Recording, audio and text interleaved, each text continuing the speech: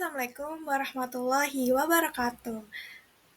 Bersama dengan saya Rizky Aulia Hibatullah akan membahas dan mempelajari pembelajaran konstruktivisme. Definisi dari konstruktivisme adalah teori belajar yang menyatakan bahwa pengetahuan dibangun oleh individu melalui pengalaman dan interaksi dengan lingkungan. Dalam konteks ini, belajar dianggap sebagai proses aktif di mana siswa terlibat secara langsung dalam pencarian makna. Selain itu, pengetahuan juga bersifat subjektif. Artinya, setiap individu dapat memiliki pemahaman yang berbeda berdasarkan pengalaman mereka. Ada tokoh dari teori konstruktivisme. Yang pertama ada Jean Piaget. Beliau mengemukakan bahwa perkembangan kognitif anak terjadi dalam beberapa tahap, di mana setiap tahap memiliki karakteristik dan kemampuan berpikir yang berbeda. Sedangkan dari Lev Vygotsky menekankan pentingnya interaksi sosial dalam pembelajaran dan memperkenalkan konsep zona perkembangan proksimal yang menunjukkan bahwa siswa dapat mencapai pemahaman yang lebih tinggi dengan bantuan orang lain. Next, prinsip-prinsip dari konstruktivisme. Ada beberapa prinsip utama dalam konstruktivisme. Pertama, yaitu belajar sebagai proses aktif, di mana siswa terlibat dalam eksplorasi dan penemuan. Yang kedua, ada pengetahuan berbasis subjektif, yang berarti bahwa setiap individu membangun pemahaman mereka sendiri berdasarkan pengalaman. Ketiga, ada pentingnya konteks sosial dan budaya. Ini sangat penting dalam proses pembelajaran dari segi sosial dan budaya. Yang terakhir ada pembelajaran kolaboratif. Jadi mendorong siswa untuk bekerja sama dan saling belajar dari satu sama lain.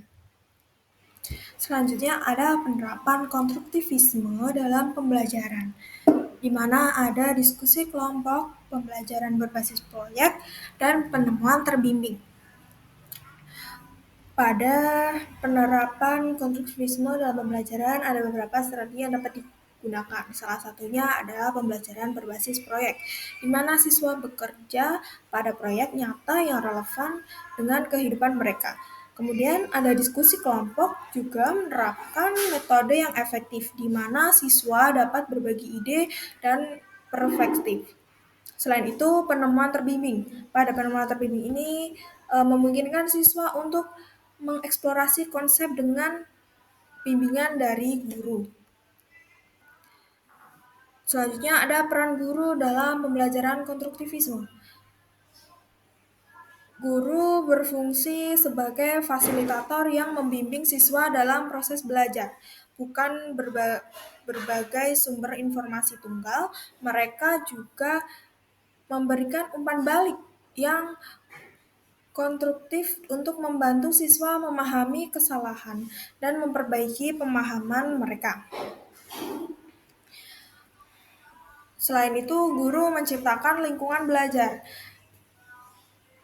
yang bisa mendukung eksplorasi dan kolaborasi para siswa. Selanjutnya ada kelebihan dan kekurangan dari konstruktivisme. Konstruktivisme memiliki beberapa kelebihan seperti meningkatkan keterlibatan siswa dan mendorong pemikiran kritis. Namun, ada juga beberapa kekurangan seperti kebutuhan waktu yang lebih untuk perencanaan dan tidak semua siswa dapat beradaptasi dengan metode ini.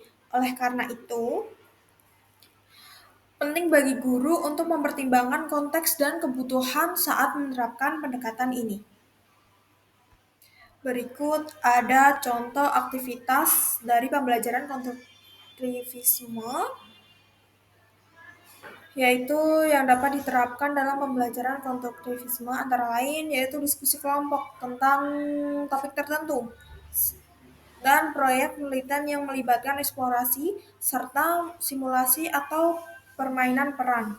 Dari aktivitas-aktivitas ini tidak hanya membuat pembelajaran lebih menarik tetapi juga membantu siswa mengembangkan keterampilan sosial dan kolaboratif. Selanjutnya ada